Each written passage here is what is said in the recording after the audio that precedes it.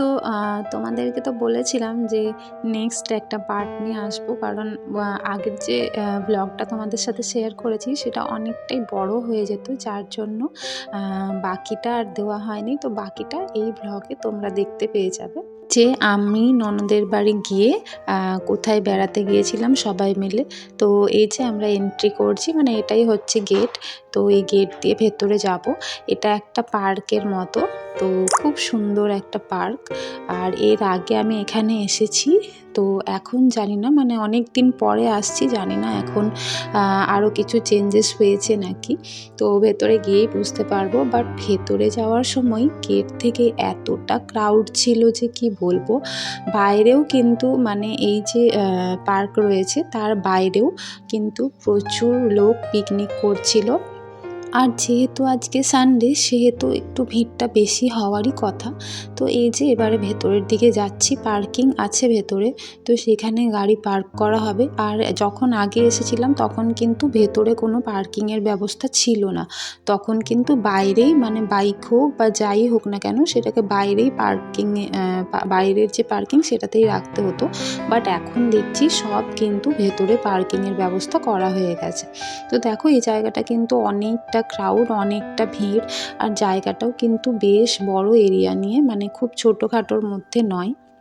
তো এই পার্কটা হচ্ছে বাঁকুড়া ডিস্ট্রিক্টের মধ্যে পড়ছে, মেজিয়াতে। তোমরা অনেকেই হয়তো শুনেছো নাম মেজিয়ার।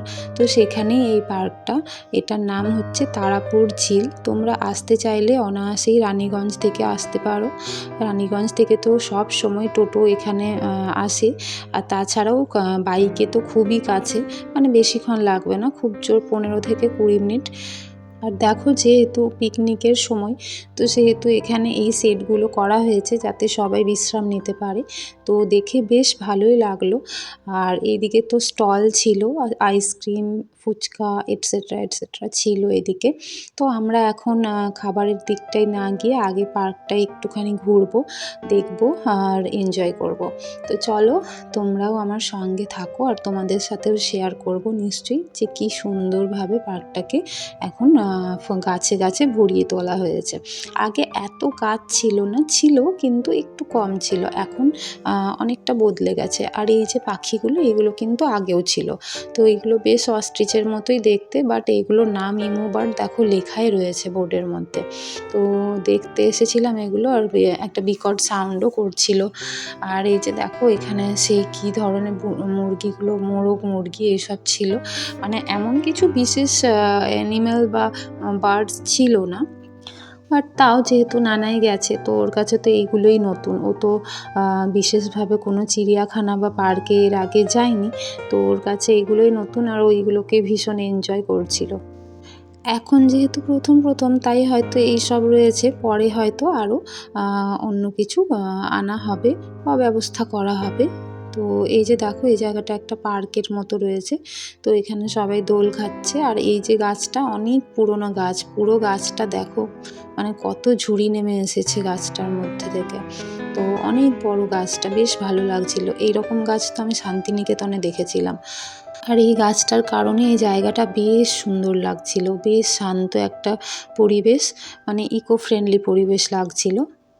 আর আমরা ব্যাস এইদিকে এই অবধি ঘুরলাম, দেন বাইরে, মানে এই দিক দিয়ে আবার আরেকটা পার্কের মতো রয়েছে, বাঁদিকে যেতে হবে।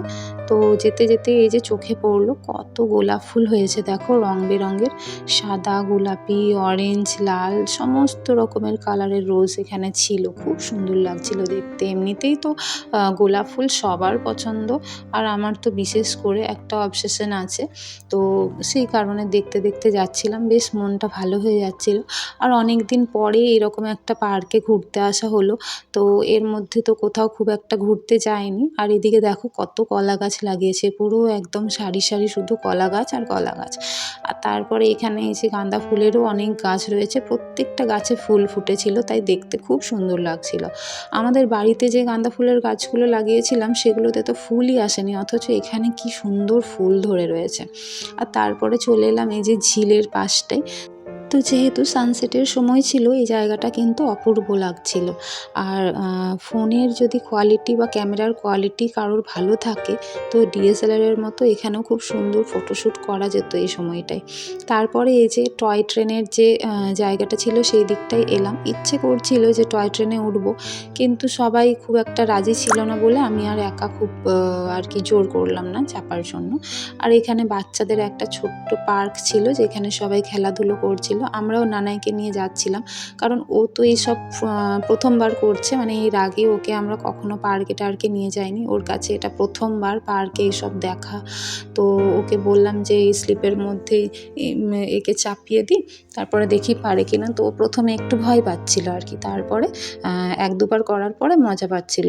কিন্তু ভয়টা আমাদেরও লাগছিল, কারণ অনেক বড় বড় বাচ্চারাও ওঠাউঠি করছিল, আর তারা তো মানে তারাও বাচ্চা, অত তো বোঝে না। তো মনে হচ্ছিল যে পেছন দিয়ে যদি আবার ধাক্কা টাক্কা মেরে দেয়, পড়ে টরে গেলে তখন কাঁদতে আরম্ভ করে দেবে। তো সেই কারণে একা আর কি ছেড়ে দিতেও ভয় লাগছিল। এই দেখো ছোটো ছোটো বাচ্চারা কীভাবে নামছে আবার এদিক দিয়ে চাপছে। তো বাচ্চারা তো একটু দুষ্টুমি করবেই, সব বাচ্চারাই তো সেই একই রকম আনন্দ করতে আসে, তাই না? তারপরে এই যে ফাঁকা একটা এখানে মাঠের মতো জায়গা ছিল যেখানে লাইট দেওয়া হয়েছে। তো এখন যেহেতু সন্ধে হয়নি তাই লাইটগুলো খুব ভালোভাবে ফুটে ওঠেনি, অন্ধকারটা এখনও পর্যন্ত নামেনি। তো এখানে সবাই এই যে ফটোশ্যুট করছে, বসে আছে, গল্প করছে। আর নানাই তো নিজের খেলা করতে ব্যস্ত হয়ে পড়েছিল, দৌড়াদৌড়ি করতে, আর ধুলোতে ওর জুতোটা ঘষাঘষি করতে ওর ভীষণ পছন্দ। ধুলোগুলো ওড়ে ওটা দেখে ওর খুব ভালো লাগে আর কি। আর তারপরে ভাবলাম যে চলো এরপর আর বেশিক্ষণ থাকার দরকার নেই, কারণ ঠান্ডা ঠান্ডা লাগছে, এবার বেরিয়ে পড়া যাক, কারণ আমাদেরকেও বাড়ি ফিরতে হবে। মা হয়তো আজকে যাবে না, বাবা আসেনি। তো আমি আর আমার বর নানাইকে নিয়ে চলে যাব। তো সেই কারণে ভাবলাম যে চলো ফুচকা খাই। তো দিদি ওরা বলল যে না না এখানে আর ফুচকা খাবো না, চলো বাইরে গিয়ে ভালো জায়গায় ফুচকা খাবো, এখানে কেমন হবে কে জানে। তো আমি বললাম হ্যাঁ বেশ ঠিক আছে, সেটাই বরং ভালো। তো এই যে এখানে তো জামাইবাবুর গাড়িটা পার্কিং করা ছিল, এবার আমরা সব গাড়িতে উঠে পড়বো আর তারপরে বেরিয়ে যাব। আর রাস্তায় যদি ফুচকাওয়ালার দেখা মেলে তখন তো নিশ্চয়ই একটু ফুচকা খাবো। তো দেখো নানাইকে নিয়ে তো আমি আসার সময় পেছনেই বসেছিলাম, কিন্তু ও এখন গিয়ে ওর বাবার কোলে উঠে পড়েছে, সামনেই বসেছে। তো জানি না সামনে বসেও কমফোর্টেবল ফিল করবে কি না, কারণ ওরও কিন্তু গাড়িতে আমার মতো একটু অস্বস্তি হয়, আমি সেটা লক্ষ্য করেছি। তো যাই হোক দেখি বসিয়ে, কারণ খুব একটা বেশি দূরের রাস্তা তো নয়, সামনেই, তো খুব অসুবিধা আশা করি হবে না। তো চলো এবার আমরা বেরিয়ে পড়ি টাটা করে।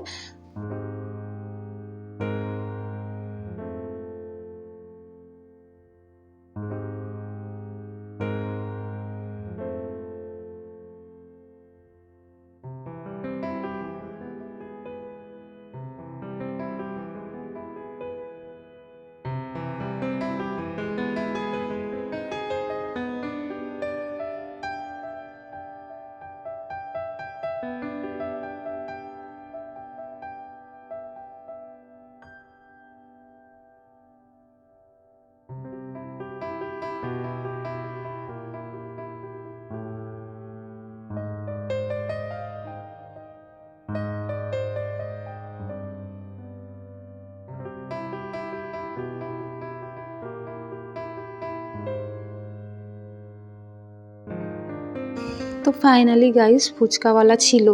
তো আমরা চলে এলাম ফুচকা খেতে, আর গাড়িটা ওই সাইডে মানে দাঁড় করানো রয়েছে।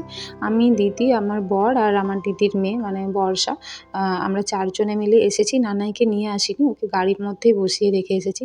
তো ঠান্ডা লাগছিল অনেকটাই বাইরে, তাই বলল যে না না ওকে রেখেই যাও, ওকে আর নিয়ে যাব না। তো এই যে আমরা ফুচকা খেতে চলে এসেছি, আর এখানের ফুচকা শুনেছি খুব ভালো হয়, আর ভিড়টা দেখে বুঝতেই পারছিলাম যে নিশ্চয়ই খুব ভালো হয়। তো এই যে দেখো বর্ষা রানী আমাদের হাই করে দিয়েছে তোমাদেরকে, তোমরাও হ্যালো বলে দিও। আর এই যে আমরা সবাই এবারে গপ গপ করে ফুচকাটাকে এনজয় করি, আর তোমরা দেখো। তো দেখো নানাই তো বাড়ি ফিরেই ঘুমিয়ে পড়েছে, কারণ অনেকটা টায়ার্ড হয়ে গেছিলো, অনেক দৌড়াদৌড়ি করেছে, প্লাস ও সকালবেলা উঠেছিল। আর তারপর তো এই যে চিকেন টিক্কা করছিল জামাইবাবু নিজের হাতে, দিদি সমস্ত কিছু রেডি করে ম্যারিনেট করে রেখে গিয়েছিল। তারপরে বলল যে এসে চলো গরম গরম সবাইকে দিয়ে দিই। তো এই যে জামাইবাবু দেখো হিটারের মধ্যে ভালোভাবে এগুলোকে সেঁকে নিচ্ছে। তো আজকের দিনটা তো গাইস মানে কি বলবো, দারুণ দারুণ খাওয়া দাওয়া করেই কাটছে। যেমন ধরো এসেই তো একদম বিরিয়ানি খাওয়া হয়েছে, যেটা আমার ভীষণ ফেভারিট। আর তারপরে তো বাইরে ফুচকা খাওয়া হলো, আবার দেখো এসে এখন চিকেন টিক্কা, মানে ওয়াও কি বলবো, মানে আজকে তো দিনটা একদম ফাটাফাটি যাচ্ছে আর কি যাকে বলে। তো এই যে দেখো দিদিও এখানে দাঁড়িয়ে দাঁড়িয়ে গল্প করছে, আমরা দুজন দাঁড়িয়েছিলাম, জামাইবাবু বললো তোমাদেরকে করতে হয় না, আমিই করে নেবো। তো সেই কারণে করছে, তারপরে খেয়েই বুঝতে পারবো যে কেমন হয়েছে না হয়েছে। সব কটা হয়ে যাক, তারপরে সবাই মিলে আর কি খাওয়া হবে। তো দেখো গাইস এখন তো অনেকগুলোই করা হয়ে গেছে, আর কিছু 2-4টে আরও বাকি ছিল, তো আমাদেরকে দিয়ে দিয়েছে, বলছে তোমরা গরম গরম খাও, না হলে কিন্তু আর ভালো লাগবে না।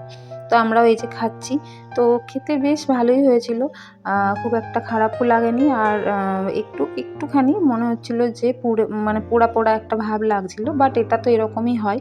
কিন্তু এটা হিটারের থেকে যদি ওভেনের মধ্যে করা হতো তাহলে আই থিঙ্ক ভালো হতো আরও। আর তারপরেই তো যেহেতু ননদের বাড়িতে এসেছিলাম, এত কাছেই, মায়ের সাথে দেখা না করে কী করেই বা যায়।